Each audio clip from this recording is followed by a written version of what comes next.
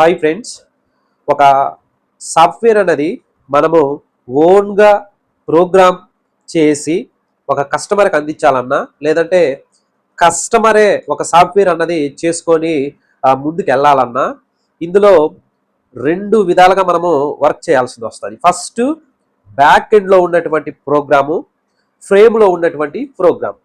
ఫ్రేమ్లో ఉన్నదాన్ని మనము ఎక్కడి నుంచైనా కూడా సరే తీసుకోవచ్చు.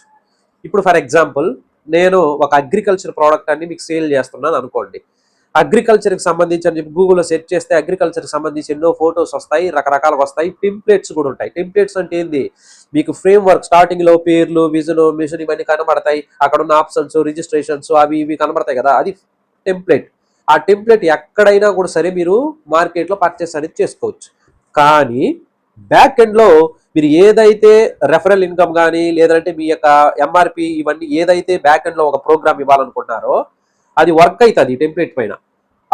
అది మాత్రం కాపీ పేస్ట్ అనేది ఎక్కడ మీకు దొరకదు.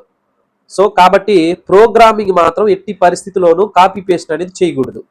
ఫ్రేమ్ వర్క్ను మాత్రం మీరు లక్ష సార్లు కాదు, కోటి సార్లు కూడా ఫ్రేమ్ వర్క్ని మీరు కాపీ పేస్ట్ అనేది చేసుకోవచ్చు, ఎలాంటి ప్రాబ్లం రాదు.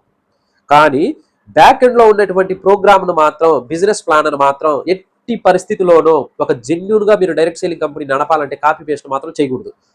సో మీకు అర్థమైంది అనుకుంటారు. సో ఇప్పుడు చాలా కంపెనీలు టెంప్లెట్ సెలక్షన్ అప్పుడు ఈజీగా ఈ టెంప్లెట్ కావాలా, ఆ టెంప్లెట్ కావాలా, మీరు ఈ కామర్స్ సైట్ అడిగారు అనుకో ఈ కామర్స్కి సంబంధించినటువంటి టెంప్లెట్, అగ్రికల్చర్ అడిగారు అనుకో అగ్రికల్చర్కి సంబంధించినటువంటి టెంప్లెట్, లేదంటే మీరు గోల్డ్కి సంబంధించిన కంపెనీ అడిగారు అనుకో గోల్డ్కి సంబంధించినటువంటి టెంప్లెట్ యాడ్ చేసి ఇస్తారు. కానీ బ్యాక్ ఎండ్లో మీ ప్లాన్కి సంబంధించినటువంటి ఒక ప్రోగ్రామ్ ఒకటి ఉంటుంది, అది మాత్రం కాపీ పేస్ట్ చేయలేం. అది కాపీ పేస్ట్ చేసినారంటే బ్రేక్ అయిపోతుంది మొత్తం ఫీచర్లో. సో కాబట్టి ఈ యొక్క దీన్ని మాత్రం చూసుకోవాలి. చాలా మంది ఎంఎల్ఎం సాఫ్ట్వేర్ తీసుకున్న వాళ్ళు బ్యాక్ ఎండ్లో ఉన్న ప్రోగ్రామ్ కాపీ పేస్ట్ చేయకూడదు.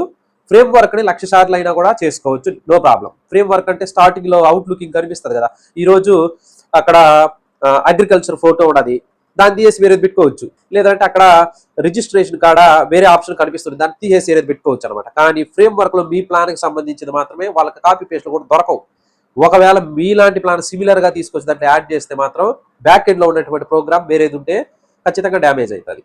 ఓకే, సో మీరు తెలుసుకోవాల్సింది ఏంటంటే ఇక్కడ ఫ్రేమ్ వర్క్కి అవుట్లుక్ లోపల బ్యాక్ ఎండ్ వర్క్కి డిఫరెంట్ ఉంటుంది.